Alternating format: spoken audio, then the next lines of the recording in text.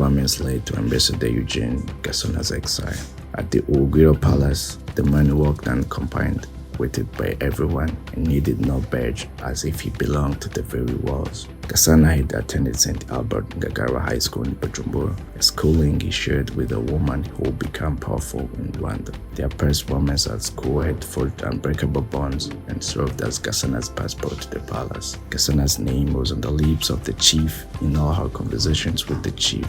Gasana's proximity to the heart of power stemmed neither from rank nor from the RPF, but from a long-standing and intimate trust. From there, sensitive missions were entrusted to him as if the state itself belonged to him. But in all of this, the powers that be do not tolerate gray areas, much less parallel loyalties. The Banyarwanda people in their own shadows noticed, doubted, and even envied this romantic closeness. The suspicions thus ceased to be political and became personal, and the chief would not tolerate silence.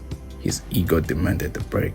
He had already learned of the First Lady's manipulation and desperately wanted to be certain if Gasana was indeed the biological father of his alleged son, Ian Kagame, the current captain of the RDF. What had been protected by love became a threat to the established order. Glances turned cold and meetings shorter, and silences heavier. Janet Nyiramongi will never be openly accused, but Gasana would be urged by his lover to go far away. Exile was presented as favor, and profound love almost a blessing. For Gasana, living meant living.